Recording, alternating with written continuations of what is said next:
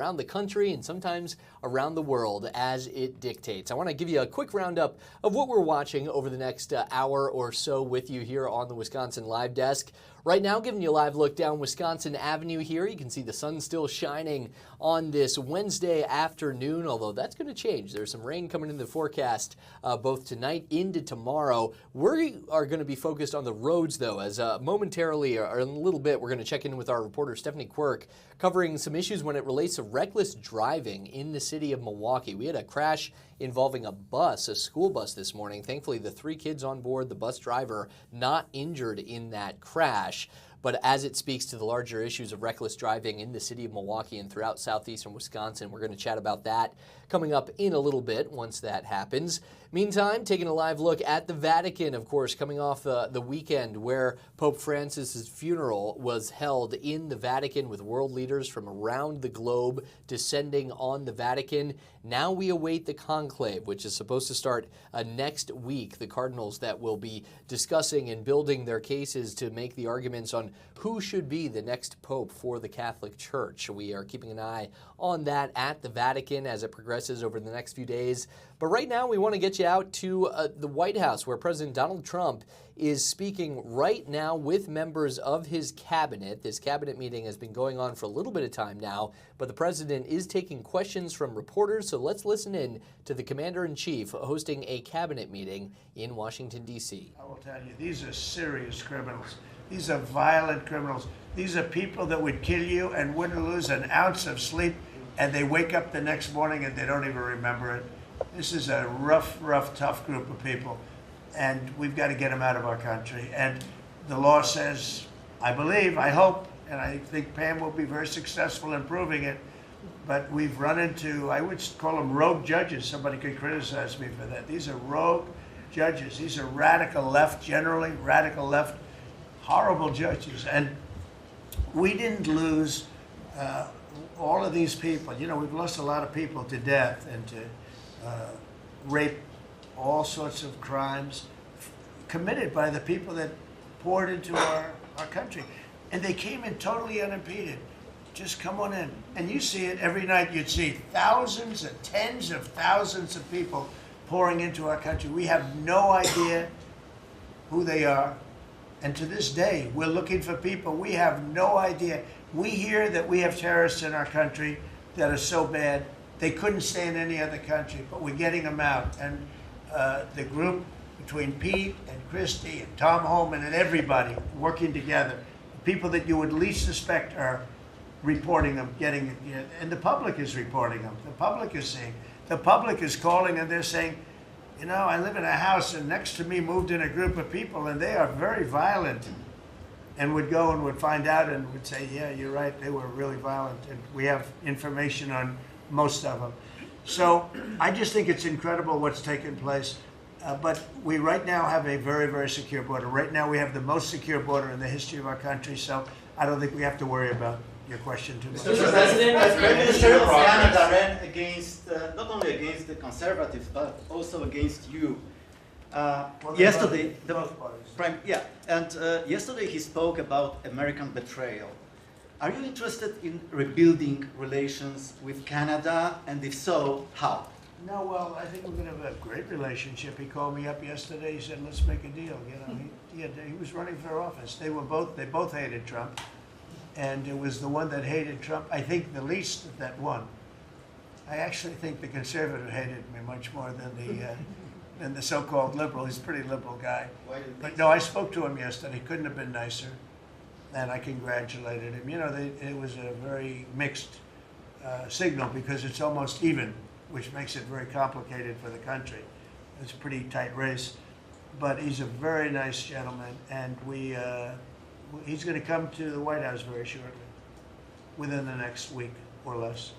Mr. President, when will you speak to President Xi of China? That'll happen. I mean, look, right now, and I told you before, they're having tremendous difficulty because their factories are not doing business. They made $1 trillion with Biden, $1 trillion, even $1.1 trillion with Biden selling us stuff. Much of it we don't need. You know, somebody said, oh, the shelves are going to be open. Well, maybe the children will have 2 dolls instead of 30 dolls, you know? And maybe the 2 dolls will cost a couple of bucks more than they would normally. But we're not talking about something that we have to go out of our way. They have ships that are loaded up with stuff, much of which, not all of it, but much of which we don't need. And we have to make a fair deal. We've been ripped off by every country in the world, but China, I would say, is the leading one, the leading candidate for the chief ripper offer. There has never been a country that's been ripped off more than the United States of America under some of the dumbest leadership. And it usually starts with the president.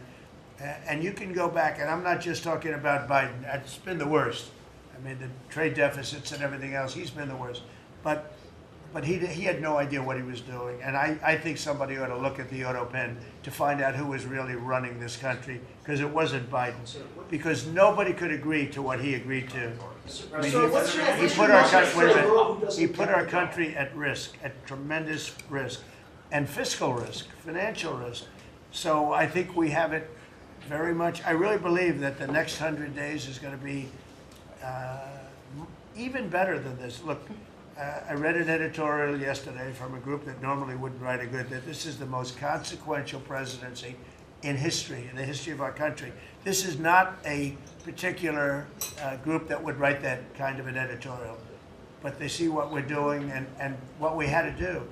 And I believe if this group, not just me, if this group wasn't here, I think our country was going to be in, if it was lucky, just serious trouble, but a lot worse than that. I think our country could have been a total disaster.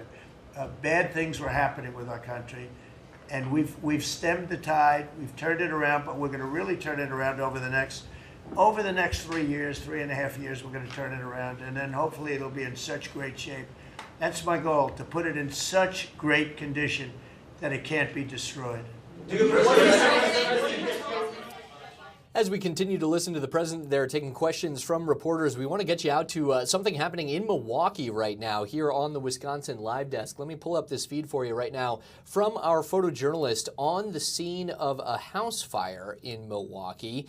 This is coming to you from 13th and Juneau, and as you can see, zooming in on some of the damage here, if you're not familiar with the area, 13th and Juneau, actually just west of the interstate near downtown Milwaukee. It's just a block or so north of the Aurora Sinai Medical Center and just east of King Park. So there's a lot going on in this area. As you can see, glass broken in some of those front windows of this house fire, and our assignment desk just got some information. In a case like this, we always call over to the different officials or organizations. The Milwaukee Fire Department gave us a bit of information about this. Again, a house fire, as you see the response there, a number of different trucks and firefighters standing by as things seem mostly under control at this point.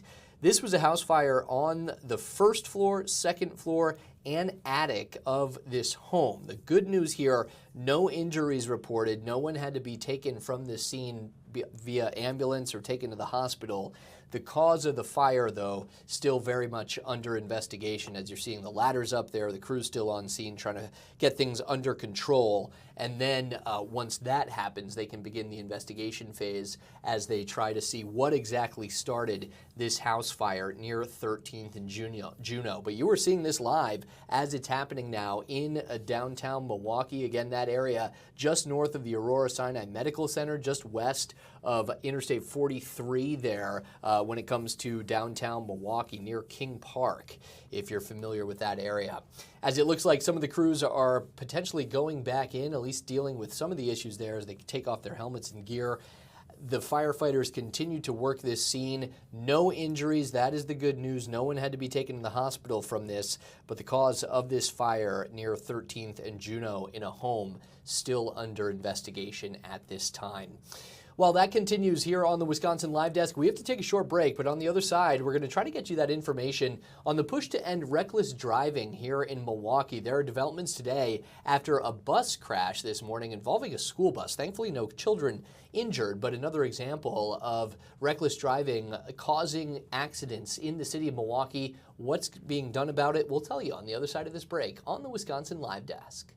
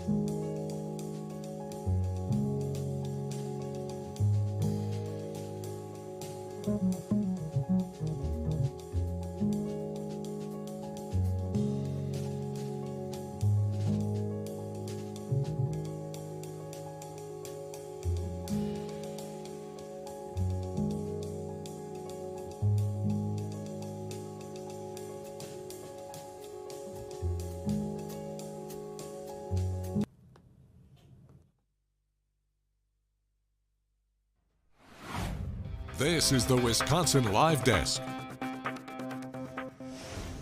Good afternoon, Carl Deffenbaugh back with you here on the Wisconsin Live Desk. We want to give you one more shot of this house fire firefighters are dealing with. As you see them sort of tearing apart part of the wall there, trying to get better access to part of it. This is happening live in the moment here on the Wisconsin Live Desk from 13th and Juneau. The good report from the Milwaukee Fire Department is that there were no injuries in that fire. No one had to be taken from the scene, though the cause of the fire just near downtown Milwaukee, north of the Aurora Sinai Medical Center, is still under investigation. While that work continues, and we'll try to check in if we can throughout the remaining 45 minutes or so of the Wisconsin Live Desk, we also want to bring you up to speed on this issue of reckless driving here in the city of Milwaukee. And for that, we're going to bring in our reporter on this story today for us is Stephanie Quirk, who joins us, Steph, as I get your microphone up, near the site of a perfect example of reckless driving. Unfortunately, that happened early this morning.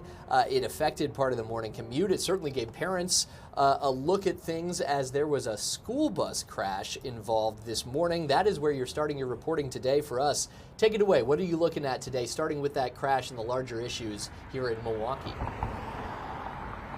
Yeah, absolutely, Carl. We are actually near 20th and Galena. That's where police say this crash happened around 6:30 this morning. If you take a look here to my left, you can still see some of the debris left over from that crash. Obviously, the school bus was removed. The car was towed as well. But if you take a look here to my right as well, you can see the fence. This is where the school bus rolled into a tree, and you can just see the damage that's left over. Now, Milwaukee police say crews rushed one person to the hospital following this crash near 20th and Galena. Again, this was around 6:30 this morning. We do know that there were 3 kids on the bus and the driver, but fortunately, none of them were hurt. They were shaken, of course. The driver of that car blew a stop sign, according to police, and ran into the school bus, and the driver of the car was taken to the hospital. We just learned from Milwaukee police that the driver of the car that hit the school bus he's not going, no charges are anticipated, but they did issue citations to the driver so far, Carl. When it comes to the larger discussion of reckless driving, too, unfortunately, you and I cover a lot of these stories throughout the county, throughout the city of Milwaukee specifically. We know leaders have this whole Vision Zero plan where they want reckless driving accidents and deaths to come down to zero, a lofty goal. Where does that stand today, and what other calls are you kind of working on, starting with that school bus crash, but then addressing the larger issue in the city as well? Yeah, absolutely, Carl. And there is an event actually that we're headed to right after this at 1 o'clock. Walk and Roll, it's called. So Alderwoman Pratt will be there. She'll be speaking to people just about, pedestrian safety as well as issues with reckless driving, talking to people if they've witnessed or been impacted by reckless driving throughout the city in an effort to raise awareness to this issue as well as try to curb it. And as we know, the city and the county has done multiple things over the course of the past year, 2 years to curb this issue, since we've unfortunately seen a lot of fatalities when it comes to reckless driving. When it comes to some of the officials, maybe you'll hear more about this later on, do you ever get a sense of frustration from them that they do have to keep doing these press briefings, keep doing these updates, keep asking for community involvement, and yet we still have crashes like the one that we watched this morning? 100%. And that is kind of the big message. I feel like every time any of us cover reckless driving involving city leaders, we're hearing from city leaders or county leaders, anyone in the community, they always say enough is enough. And these crashes just, the effort to stop them obviously is there, but you can sense the frustration, as well as not only just leaders, but, families and people and communities that are impacted by this. Just thinking back to stories I've covered, I remember even talking to family members who lost loved ones from reckless driving, and their biggest message is enough is enough. It's not worth it. It's not worth potentially losing a life or hurting someone.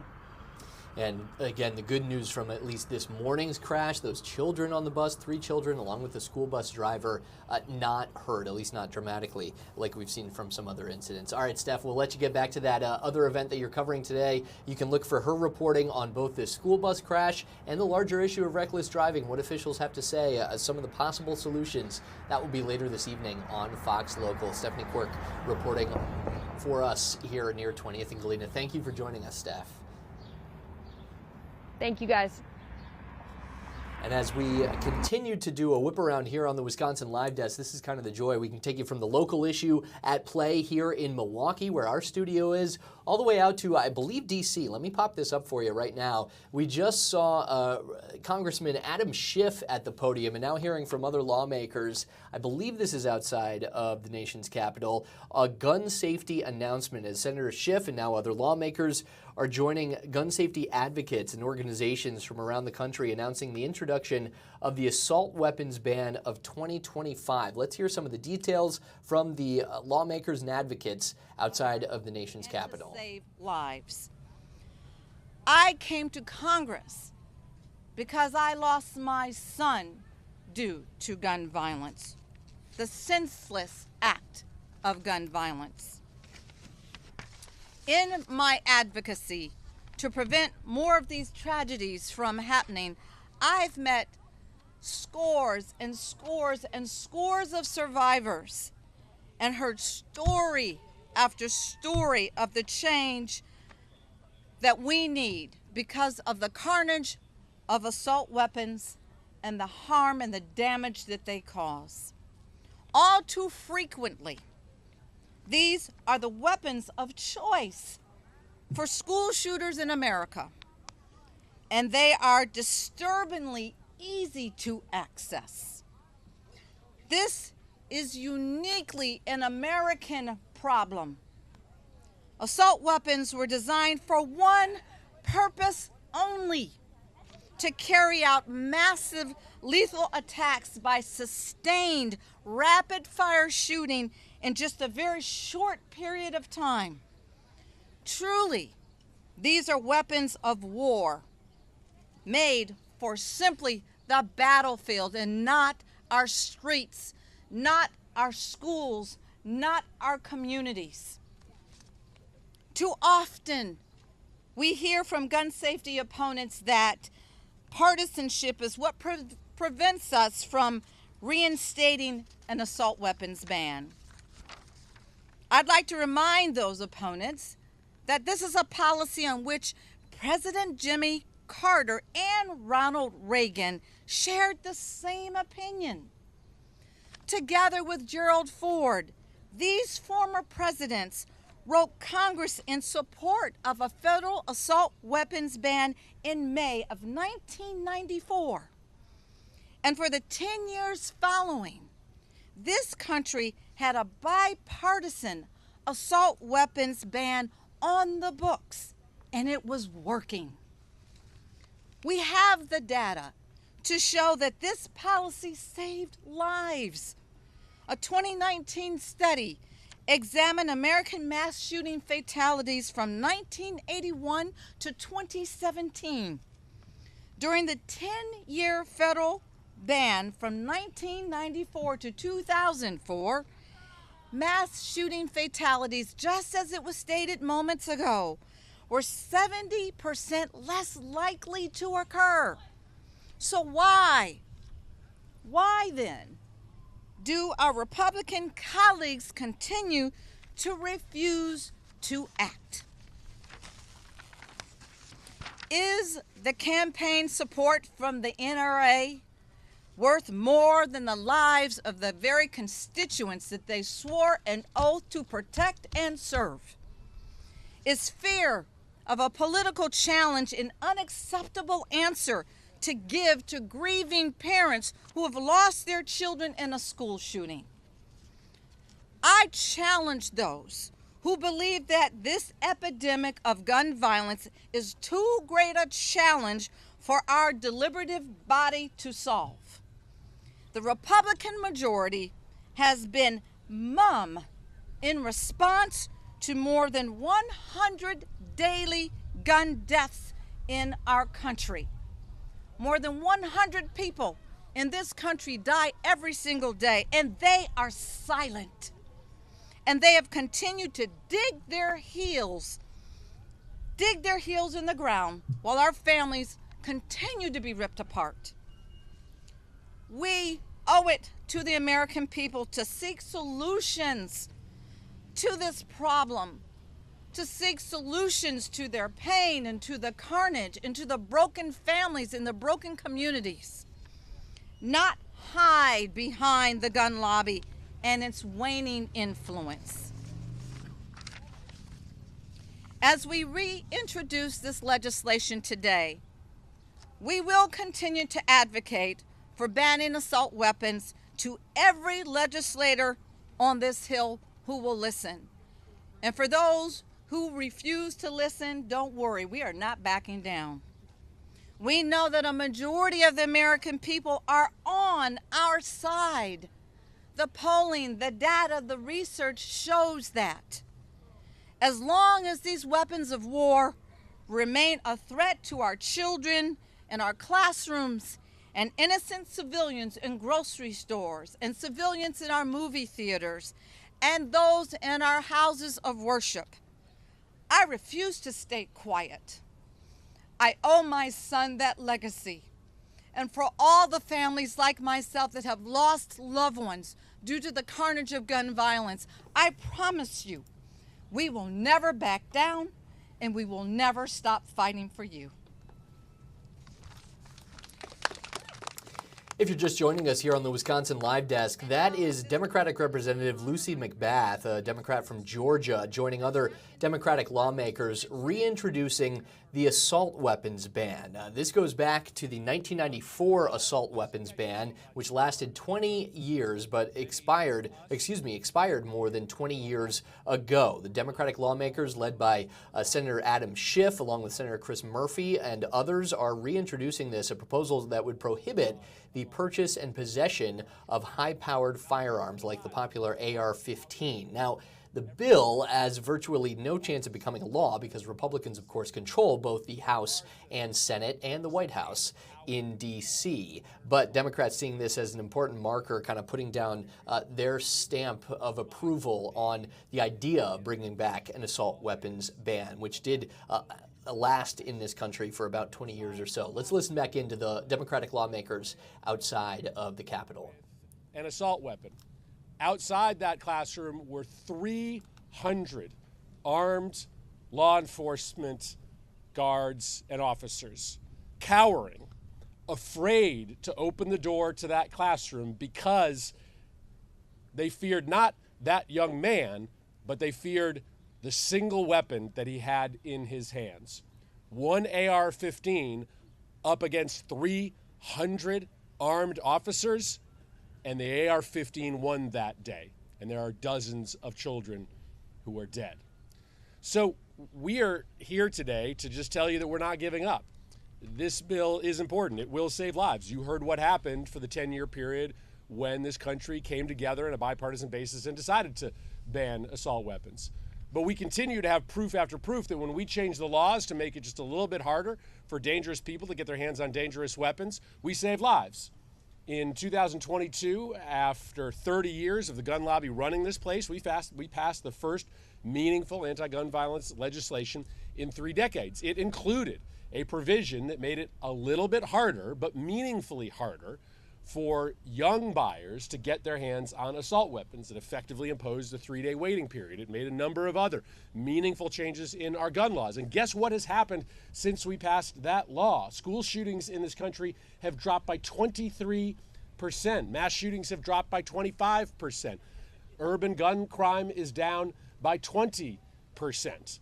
We have shown, whether it be back in 1994 or in 2022, that when we pass common sense gun laws that still allow for law-abiding citizens to get their hands on a weapon to protect their home or to shoot for sport, we save countless numbers of lives. So we are going to keep pressing because not only is the assault weapons ban the right thing to do, it is the popular thing to do. Every single year when you go into the field and ask Americans what they think of an assault weapons ban, of just making sure that these weapons designed to kill as many people as quickly as possible are solely in the hands of the military and law enforcement, by increasing numbers, they tell Congress that it's past time to stand up and do the right thing by our kids. So I'm really glad to be here. I thank Senator Schiff for spending the time to honor the work that Dianne Feinstein did to bring us to this moment. We have momentum to pass this bill, in part because Dianne Feinstein stood up to the gun lobby, passed that bill in 1994, and we have the data. We have the information at our hands to know that the assault weapons ban works. So we stand in her very big shoes today. We stand with literally hundreds of thousands of parents and students, Americans from every part of this country, who say it's time. It's time for us to put our kids before the profits of the gun lobby. So thanks, Senator Schiff. Thanks, Lucy, for making this a reality, making this a priority. Every single day, I get to wake up and do this work with the man that I was standing next to in that firehouse in Sandy Hook. A lot of things that we saw and heard that day, we both wish we didn't see and hear, but it changed both of our lives. My senior senator, Senator Dick Blumenthal. Thank you. Thanks, Chris. Thank you, Senator Murphy, Senator Schiff. Chris is right. We went through the heartbreaking trauma, the sickening experience of going to the firehouse after that Sandy Hook massacre and meeting the parents of those children. I had been involved in this issue since the early 1990s as Attorney General of the state of Connecticut, when Connecticut passed its assault weapon ban, and it was attacked in the courts. I went to court, tried the case, argued it in the state Supreme Court after we won it in the trial court, and Connecticut had an assault weapon ban. But we all know that guns have no respect for state boundaries. The strongest assault weapon ban by any state is no better than the weakest in another state. And that's why we need this national law. A national law will save lives. And my thanks to Senator Murphy for championing the Bipartisan Safer Community Act. We know from the numbers that he just gave you, the numbers tell you these measures work. Keep guns out of the hands of dangerous people, dangerous to themselves because they want to commit suicide, or dangerous to others, and you save lives. But what is so searing and profound for me are the faces and voices of the victims. In their name, we need to honor their loss with action. Honor with action. We can save lives if we take the lessons from the laws that have been passed. And in Connecticut, where we have a stronger assault weapon ban, we have Ethan's Law requiring safe storage. We have a better background check bill. We have a red flag statute. The combination of these measures has reduced gun violence dramatically. These laws work. They save lives. We ignore that lesson at our peril, but more importantly at the peril of children and moms and dads and others who are the real victims. And the trauma of assault weapon injuries and deaths is not just the individuals who are injured or killed. It is also the trauma of seeing it, of hearing about it, of experiencing it when kids learn or watch it. And that trauma seeps into the consciousness of America and affects all of us. So I'm grateful to stand here with Senator Schiff, thank you for continuing to champion this measure in the great tradition of Dianne Feinstein, and Chuck Schumer, who has been an advocate of it, staunch and steadfast. And my hope is, let me just say finally, that this measure will, in fact, be bipartisan. I know it sounds naive or futile, but I still believe, as I did back in the 1990s, that gun violence prevention is not red or blue, it is American. And America is uniquely dangerous from gun violence. Among the industrialized countries, we have higher rates of gun violence and deaths than any other major developed country, and we need to make it bipartisan. I feel that we will, and I have the honor now of introducing Senator Schiff's partner in this effort, Senator Alex Padilla, who has been an advocate from his first days in the United States Senate. Thank you, Alex, for being here.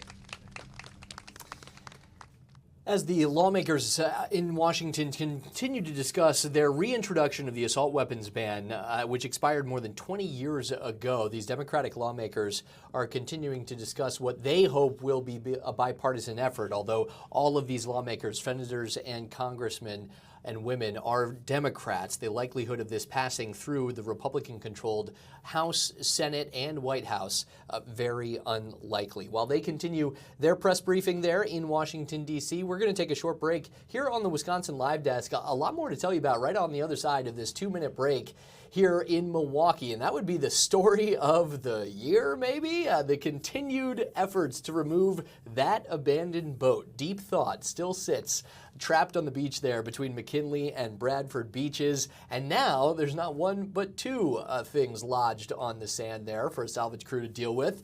We'll detail that story for you on the other side of this break here on the Wisconsin Live Desk.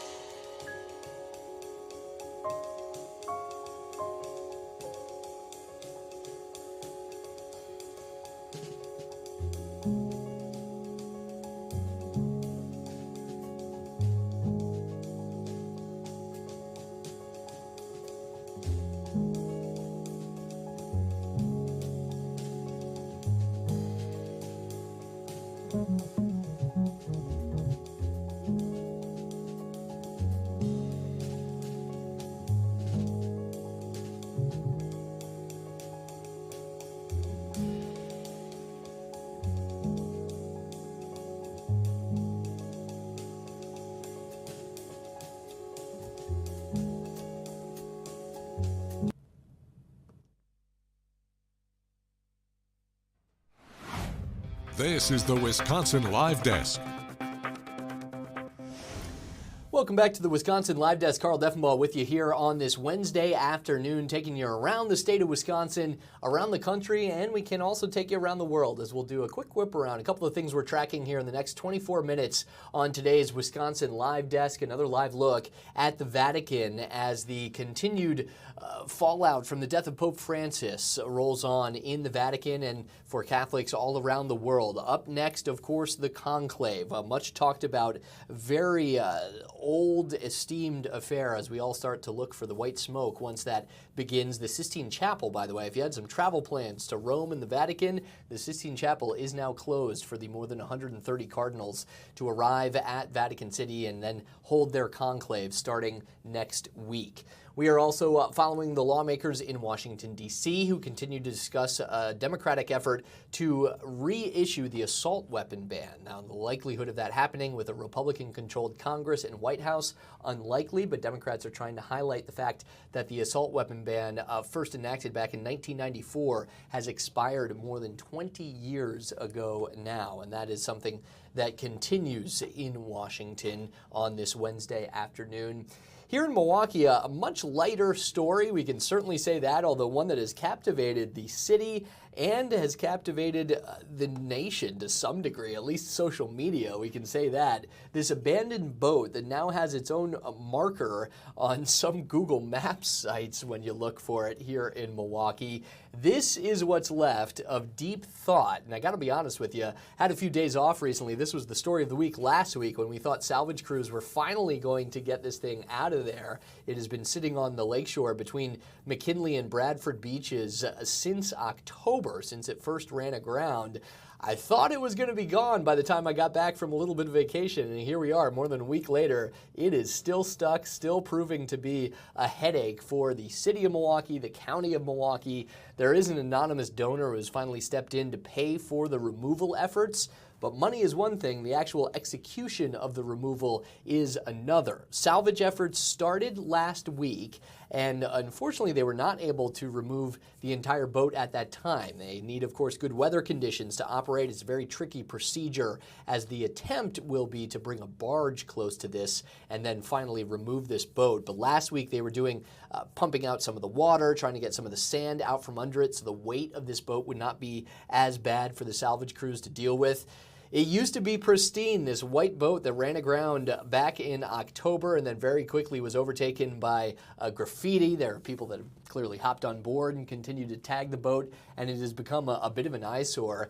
Now, what you're seeing on the right there is the latest chapter to this saga. That is part of a pontoon that was brought in, I believe, by that salvage crew as part of the efforts to remove the boat. Well, that pontoon is now attached to the boat, but also stuck in the sand along the beach there. Again, this is between McKinley and Bradford beaches, just north of downtown Milwaukee, just north of the Art Museum complex and Veterans Park, if you're familiar with that part of Milwaukee. We're seeing some of the lakeshore and rocks there. So now it's not just deep thought, the boat, but it's also this pontoon part that they'll have to remove as well once crews are finally able to get back out and working on it.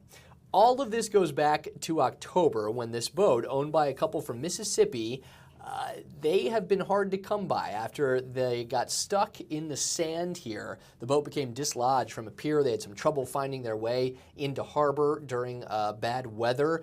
And then became the months-long question of who's on the hook for this. The Coast Guard was involved at one point. Should it be the owners? They've been hard to track down. The city of Milwaukee, is it the county's responsibility there along some of the county parks? Well, finally it was deemed to be Milwaukee County's responsibility, and they set a goal of removing the boat as soon as, again, last week. Plans to pay for it were the issue, and then an anonymous donor announced by Mayor Cavalier Johnson stepped in to handle the salvage efforts from this man, Jerry Geyer, and his salvage crew, who have been tasked at first dealing with this back in the fall, unable to get it done before the winter months, and now in the spring trying to clear this out for good before we get into the bulk of beach season here in Milwaukee. Not quite there yet, as you see 45 degrees on this Wednesday. So that boat remains stuck. How long? Well, that is the question. We thought maybe there would be a chance of seeing some crews out there today. Instead, the saga continues, and with some warmer, clearer weather in the forecast for this weekend especially, there is some hope perhaps as soon as this weekend we could see that. Although when it comes to the saga of Deep Thought and its resting place here along the Milwaukee lakeshore, don't hold your breath. That seems to be the only lesson, is that it's going to take longer than anyone expected as this continues to impact what people hope will be a wonderful summer here in Milwaukee. This became really a viral sensation, certainly in the Milwaukee social media channels. You find it posted all over TikTok and Instagram and X as well. A lot of people having fun with the graffiti side of it as well, but officials and lawmakers here in the city and county of Milwaukee want that thing gone by the time we get into more of the spring and summer. It remains to be seen. Not only the boat, now a pontoon from the salvage crew also stuck along the beach there between McKinley and Bradford beaches in Milwaukee.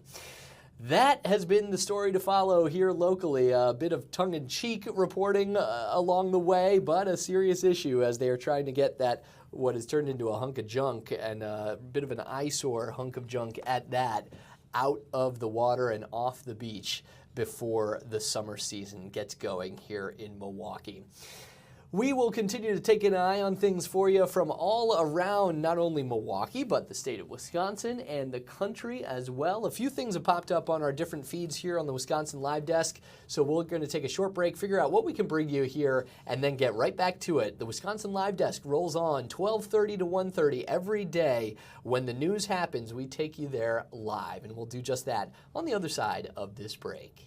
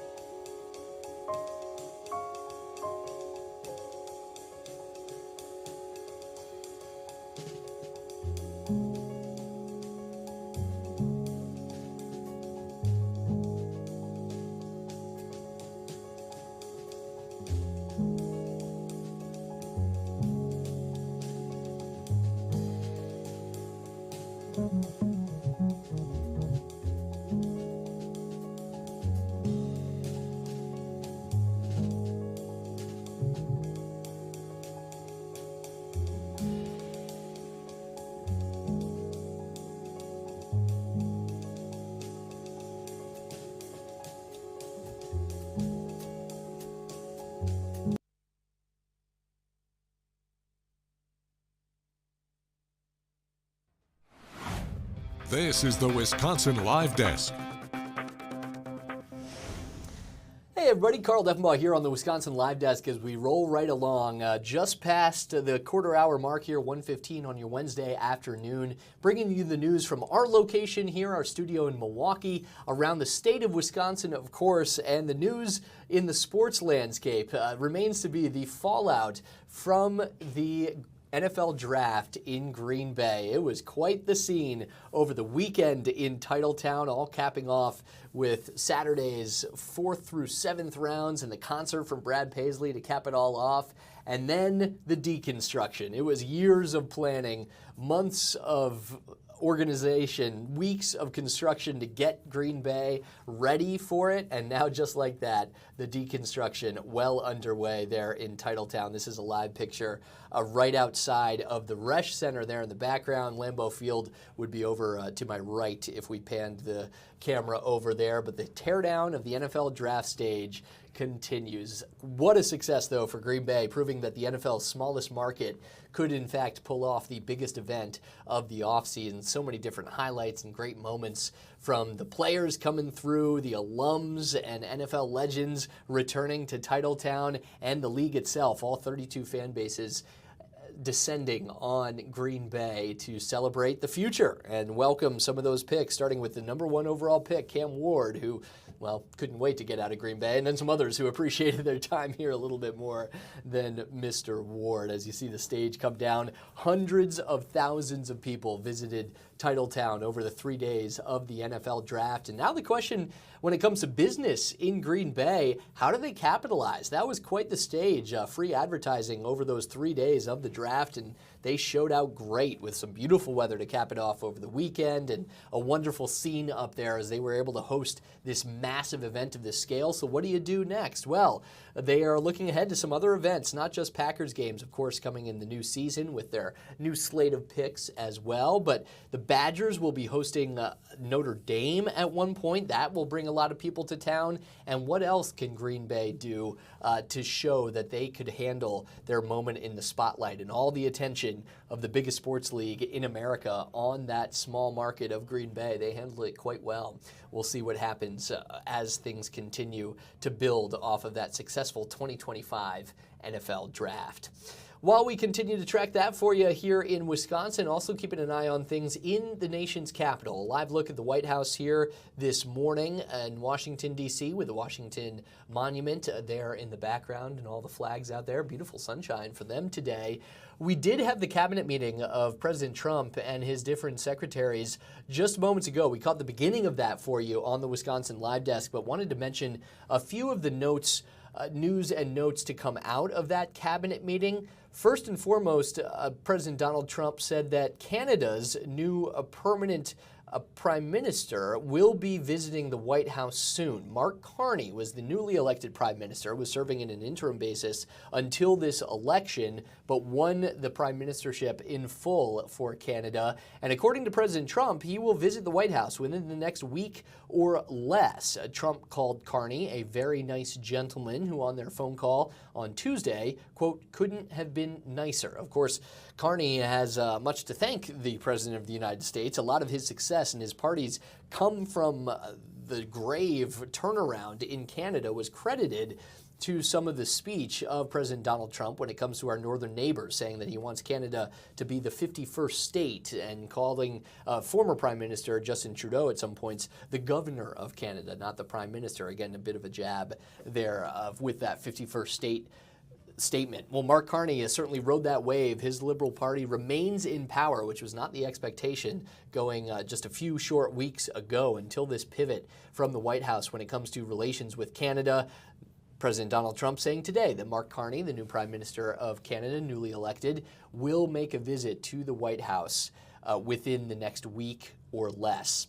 One of the other notes to come out of that White House cabinet meeting is that Ukraine has apparently made changes to a minerals deal. This is according to the Treasury Secretary, Scott Bessent, who during that cabinet meeting said that the Trump administration was ready to sign off on a long-anticipated mineral deal that would give the U.S. access to Ukraine's valuable mineral resources, though that there is still work to do, and saying that the Ukrainians decided last night to make some last-minute changes. That was coming, according to the Treasury Secretary, Scott Bessent, saying that we are sure that they will reconsider that and that the U.S. is ready to sign this afternoon if the Ukrainians are as well. Now, that came amid reports that the U.S. and Ukraine was in fact close to finalizing this deal. Of course, that deal was the centerpiece of Ukrainian President Volodymyr Zelensky's infamous visit to the White House, which ended in a blow-up in the Oval Office between Zelensky, President Trump, and Vice President J.D. Vance. That mineral deal was supposed to be signed that day,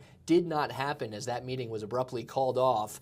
Today, the update from the Treasury Secretary in the administration saying the U.S. is ready to sign that deal, although Treasury Secretary Scott Bessent says the Ukrainians have decided to make last-minute changes, and we'll see what happens with that. Elsewhere in Washington right now, as we get you away from that live look at the White House, we want to get you back to this press conference hosted by Democratic lawmakers on the reintroduction of the assault weapons ban and trying to bring back assault weapons bans to a national stage. We have been listening to different congressmen and now back to Senator Adam Schiff there outside of Congress. Let's listen in live to Washington, D.C. And for sharing that with all of us and for your incredible advocacy. It is now my honor to introduce another powerful young leader in the cause of common sense gun safety laws, and that is Lucy Sarkeesian. Lucy is from Colorado.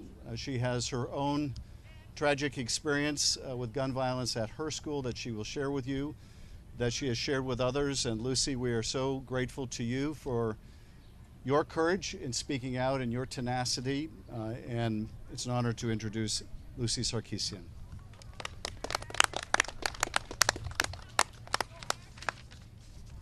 Hi, I'm Lucy Sarkeesian, and unfortunately, like Alea and Matt, I'm here because I too am a school shooting survivor.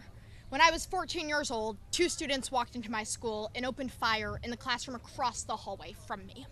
They shot 9 people, including killing one boy, Kendrick Castillo. But listening to Alea and Matt makes me think about how they weren't armed with AR-15s. They were armed with a rifle and a handgun. And that probably saved my life. I had mere seconds to go into lockdown when the shooting happened. Literally frantically panicking, trying to find a spot to hide, trying to close the door before a gunman could get in. And I shudder to think that if they had been armed with an AR-15, I would not be standing here today. My life would have been cut short at 14 years old. 9 people being shot in a school is a tragedy, and it is unacceptable. But it's not 34 people like we saw at Parkland. It's not 20 dead first graders like we saw in Sandy Hook. And it's not more than 20 dead 4th graders like we saw in Uvalde. The facts are clear. Assault weapons uniquely inflict damage upon their victims, and they exist for one purpose: to kill. The damage inflicted is exemplified in so many stories, but one that touches me is of my very close survivor friends, Sandy and Lonnie Phillips, whose daughter Jessie Gawi was murdered at 24 years old in the Aurora movie theater shooting. When Sandy and Lonnie went to identify her body, she had a 6-inch hole in her face from where an AR-15 bullet ripped through it. At 24 years old, her face was so mangled from a bullet, they could barely recognize their own daughter. And those are the stories of countless victims brutally slaughtered by AR-15s. Think back to the children at Uvalde who couldn't be identified by anything other than their shoes because their bodies were so badly mangled.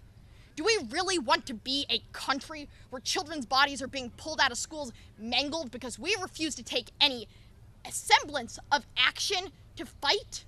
No, we don't want to be that country. Which is why I commend the efforts of the senators and Congresswoman McBath here today. Because while their Republican colleagues are finding new ways to terrorize transgender children in this country, they're actually taking action to make it safer for kids in the United States of America. I have lived with post-traumatic stress disorder for the last almost 6 years of my life. Next Wednesday will mark 6 years since my shooting happened in Colorado. I was a middle schooler. Being a school shooting survivor robbed me of my adolescence. I didn't get to have normal experiences. I went to 3 high schools because my anxiety was so severe I couldn't sit still in a class. Just in December, I acquired a service dog because my PTSD is still that bad. And yet, I'm lucky because my gunmen weren't armed with an AR-15. I had the time to close my door. But if they had, I don't think it would have turned out the exact same. So that is what makes this bill so critical. When you think about, say, the Second Amendment, I urge you to ask yourself, is a piece of paper that was written by slaveholders more important than the kids whose parents didn't even get to recognize them when they were buried? Is it more important than Jessie Gawi, who had a 6-inch hole ripped through her face? Is it more important than Sandy and Lonnie Phillips, who that's their last memory of their daughter? The answer is a resounding no. And while the Republicans in Congress might try to debate this as a political issue, it's not a political issue. You've heard from me, you've heard from Alea, and you've now heard from Matt about the devastating effects of gun violence on your life when you survive it as a young person. We're hearing AR-15s are uniquely dangerous, uniquely damaging, and uniquely need to be regulated and got off our streets. So, support this bill. Today is the day for action. It's not tomorrow. It's not after the next Parkland happens. It's not after the next Sandy Hook happens. It's not after the next STEM. Today is the day for action. Because I don't want to stand here in 6 more years and be saying the exact same thing with a new group of survivors. None of us want that. Ban assault weapons now. Powerful words there from a survivor of a school shooting as Democratic lawmakers and school shooting survivors continue to stress, in their opinion, the need for an assault weapons ban to return to the U.S. First enacted back in 1994, it expired more than 20 years ago, as Senator Adam Schiff is one of the leaders for that return of the assault weapons ban, a proposal in Congress. Although the chances of that happening with a White House controlled by Republican President Donald Trump and a Congress, both House and Senate, controlled by Republicans as well, remains very much in doubt. This is the Wisconsin Live Desk and the ways that we can bring you the news as it's happening live from Washington, D.C., the halls of power there, the White House and Congress. How about the City Center camera here in downtown Milwaukee as City Hall gives you a live look of the weather today, a beautiful day, and all the way up to Green Bay where the fallout from the NFL draft continues to roll in. Thanks a lot for watching. We'll be back tomorrow.